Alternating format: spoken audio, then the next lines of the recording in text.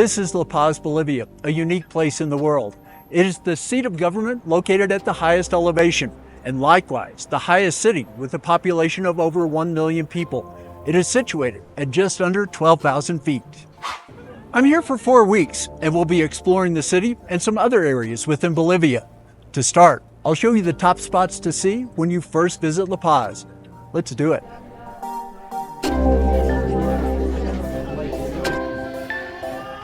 I will begin at the very heart of the city. This is Plaza Murillo. It has been a prominent site in the city since the grid was laid out in 1558.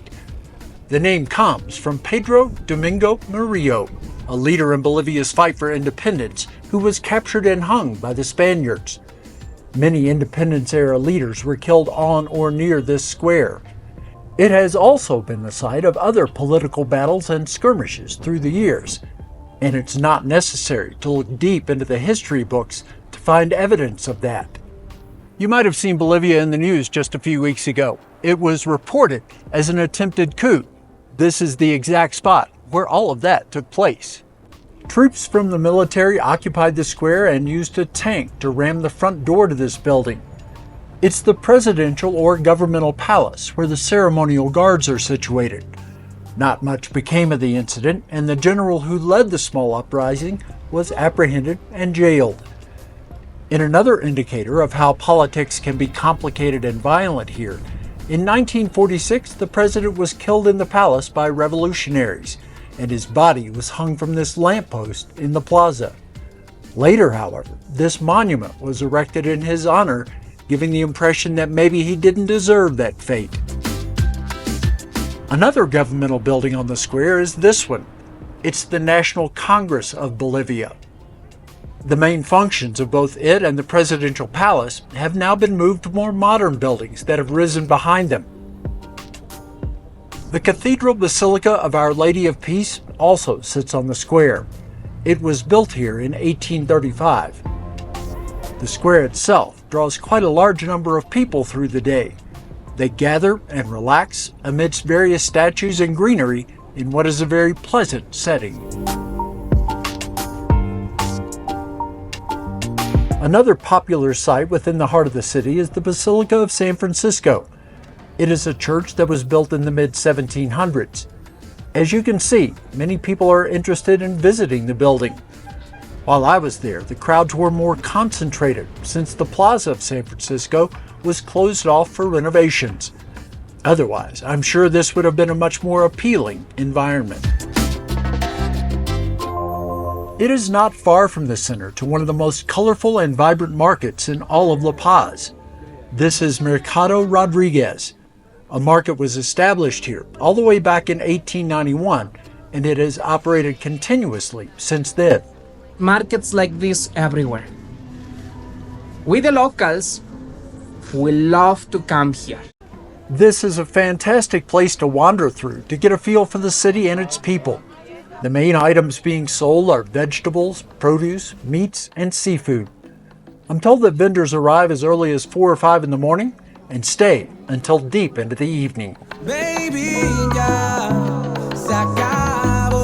Mercado Rodriguez caters mainly to locals, but other market areas near the center target mainly tourists. Such is the case with the Mercado de las Brujas, or Witches Market. This is one of the primary tourist attractions in the city. Nearly every stall or shop here offers llama fetuses or dead juvenile llamas. It is tradition that when constructing a house or other building, a dead llama fetus is placed under the foundation to bless the venture. The bigger the building, the bigger the sacrifice needed. We're told that none of the llama fetuses or juveniles were aborted or killed just to be used as sacrifices. Shops also offer medicinal plants and remedies, plus potions of all kinds, to assist in financial dealings, matters of the heart, and more.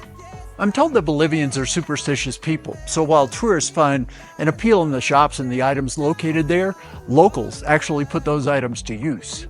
After all, there is probably not a large number of tourists buying those llama fetuses and carrying them back home on the plane. For For several blocks around the Witches' Market, shops are aimed at the tourist trade. Souvenirs are readily available everywhere, and the vendors offer items designed to catch the eye of those who are visiting. It's easy to identify an area such as this, no matter what city you are visiting. If there are umbrellas or other colorful items suspended above the street, you can be pretty certain that shopkeepers have tourists in mind when selecting the items that they want to sell. Don't get me wrong, it's an attractive place, and street art added to the environment only enhances the appeal. It's called Linares Street, and sure, it's made for tourists, but it's got some interesting shops, it's very colorful, and it's pedestrian friendly. I would say that makes this worth a visit. Situated on Linares Street is the Coca Museum. There is a small fee to see the exhibits, but no cameras were allowed, so I declined. I was able to capture some clips outside of the museum space and in an interesting courtyard. Coca leaves are used in a variety of ways in Bolivia outside of being processed into cocaine. There is coca tea, coca beer, and coca leaves are simply chewed by some individuals, and it's perfectly legal. Coca, in the unprocessed form, acts as a mild stimulant and can help with altitude sickness. There was a Coca cafe at the museum, but I opted for a more traditional coffee shop. I found a good one. This is the Writer's Coffee. I grabbed a table overlooking the street and ordered a cappuccino. In my short time in La Paz, I've probably been to 5 or 6 coffee shops already. This one, the Writer's Cafe, is my favorite so far. It is because of the coffee and the atmosphere, and it's only a block from the main plaza in the city center. This was a great little sanctuary in which to take a break while exploring the city center. The furnishings and fixtures, including old typewriters, conjured thoughts of the past, and being positioned inside a bookstore was a plus as well. There was still plenty to discover in the center. This is the Municipal Theater of La Paz. Inaugurated in 1845, it remains a prime venue for plays and concerts. It is considered one of the oldest theaters in South America. The center is full of older buildings with spectacular architectural stylings. Many are dedicated to art and history, with numerous museums in the mix. I'm trying to show a little bit of the culture that's present here in La Paz, but I'm not having much luck. Each of the museums that I've tried to go into say no cameras allowed. There was the National Museum of Art, no cameras. A great little street is called Calle Hayat. It is a short pedestrian avenue which some say is the best preserved colonial street in La Paz. It contains all sorts of tourist-friendly features, such as food, drink, and art. There are also 4 museums. I didn't visit any of them, either because they were closed, of little interest to me, or no cameras were allowed. Finally though, in the search for culture, success. It pays to keep trying. I finally found a museum that would allow photography, for a price. This is the Museum of Ethnography and Folklore. All the other misses might have been fortunate because this place was astonishing. It contained 9 or 10 different exhibit spaces. Each was devoted to different materials, from pottery to metalwork, and from textiles to traditional masks. The museum is operated by the National Institute of Archaeology. Most of what is on display is pre-Columbian and represents various cultures, from Tiwanaku to the Inca. It was an incredible spot to spend an hour or so. I visited Plaza Sucre a couple of times. It is a bit away from the heart of the city, but a space to visit nonetheless. A tour that I took began there. We prefer to call it a San Pedro Square because we are in San Pedro's neighborhood. The San Pedro neighborhood is one of the oldest in the city. The square dates back to the 17th century, and it is still a social gathering spot. As always with these squares, the centerpiece is intriguing. To one side of the square is the Church of San Pedro. The parish dates to 1549, and this church was completed in 1790. Both the outside and the interior make this a site where you might enjoy spending a few moments.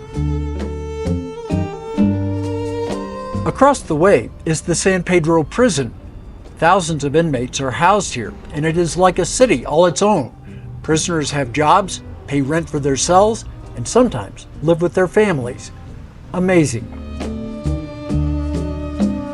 A magnificent place to spend some time is the General Cemetery of La Paz. This place is massive, covering 3 square kilometers. Tombs are lined on each side of pedestrian walkways and stacked 5 or 6 high. Almost all are decorated by family members with not only flowers, but items that serve as reminders of the deceased. Some areas are dedicated to groups, such as members of a soccer team killed in a plane crash, and those who worked in particular professions. There is even a location of very recent importance. And now, we have this section, one of the sections about COVID-19. Many individuals visit the cemetery each day. Of note are the many murals that have been created on the walls throughout the entire complex. There was a linear park situated along the path I took from where I stayed to the city center, which I thought was tremendous. It is in between lanes of a busy street and stretches for several blocks. One sign led me to believe this is called the Paseo El Prado, or Meadow Walk. There are statues, green space, and plenty of people to watch. If nothing else, it is a satisfying path to take when going from one place to another. This is a city of parades. I encountered several on different occasions as I explored the city. They seem to last forever, too, with a couple extending over 3 or 4 hours. Don't stay on the ground when traveling around La Paz. The Teleférico covers every corner of the city. It consists of 10 cable car lines which soar over buildings and streets.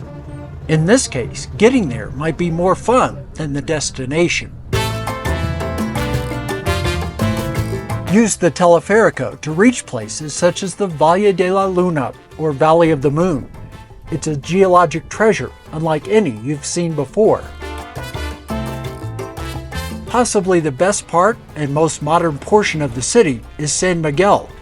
The skyline is special, and you can find anything you want in the various retail spaces. The Teleférico was created to connect La Paz to El Alto, the city on the canyon rim. 2 days a week, it is home to a vast pop-up market. There you can also experience Cholitas wrestling. This is WWE-style entertainment with women dressed in traditional clothing. I'll have a full video in the coming weeks about the Teleférico and what you can see by using it. I stayed in the Sopocachi neighborhood of the city. It is a 30-minute walk from Plaza Murillo in the center. There's a pretty amazing square here too. This is called Plaza Avaroa and is the social center of Sopocachi for many people. On occasion, there were vendors selling their goods, and also bands providing free music for those who gathered on the plaza. Sopocachi had everything that I needed, and as a special bonus, held plenty of street art that I enjoy so much. I would highly recommend this neighborhood if you are planning to take a trip to La Paz. Early in my stay, I discovered Biophilia, a cafe just a few blocks from my apartment. I was there probably 2 or 3 times each week. I usually come in and just have a cappuccino, and I'm having that today, but I'm also having French toast Biophilia. We'll see how that is in a moment. The cappuccino was always great, and they had other phenomenal drinks, such as a caramel orange latte. The French toast Biophilia, though, was another matter. I've always been a maple syrup with French toast kind of guy, but this, with the berry spread on top of the toast, then piled high with all kinds of fruit, everything from melon to strawberry to grapes, this is a revelation. What a delectable menu item. I will still choose maple syrup on French toast often, but when given the chance, I'll decide in favor of fruit topping just as frequently. One day I stopped into a restaurant called Paseña La Salteña. It specializes in one of Bolivia's most iconic foods. It looks very much like an empanada, but this is Bolivia's answer to an empanada. This is called a salteña. I got a vegetarian one. They usually contain olives, raisins, potatoes, sometimes eggs. Let's dig into this one. I've developed an affinity for empanadas in South America. Salteñas are very similar and just as good. I was a little bit surprised when I bit into it because the interior was a touch soupy, but the flavor is right on. The crust, on the other hand, is crispy without being too heavy. This is a really good item. My salteña was 10 Bolivianos, or less than $1.50. Another day, I stepped into La Rufina to try a couple of other items that are among the most popular in Bolivia. I first had anticucho in Peru from a street vendor. It's also a very popular dish here in Bolivia though. This comes with a little peanut sauce. It is quite good. Anticucho is cow heart. Just like my first encounter with it, this was surprisingly tender and full of flavor. Served with potatoes, I cleaned the plate. They've really taken this street food to another level. This is called a rellenita. In the covering on the outside, there's mashed banana, and that makes it sort of sweet. And that's a really nice contrast to the pork stew, which is on the inside, and then I've got some peanut sauce on it as well. What was positioned as pork stew was more like pulled pork. I love the combination of sweet and savory. La Rufina did a marvelous job of reimagining traditional items normally found in street food stalls. There was one more taste on my list for Bolivia, and I went to the Hard Rock Cafe of all places to sample it. Singani, a brandy, is the national liquor here. A chufle is a pretty simple cocktail. It's just Singani, ginger ale, and lemon, or what we would call lime. I'm not much of a liquor drinker, but I was a fan of the chufle and the Singani. La Paz is a beautiful and historic city, as you can see. This is probably not a place, however, that you just want to drop in for a couple of days. It takes a while to become acclimated to the elevation. Make sure you return to Old, Alone, and Far From Home over the next few weeks. There will be lots more from here in La Paz. I'll spend time in the neighboring city of El Alto, and I'll venture out to a couple of really cool locations. See you soon.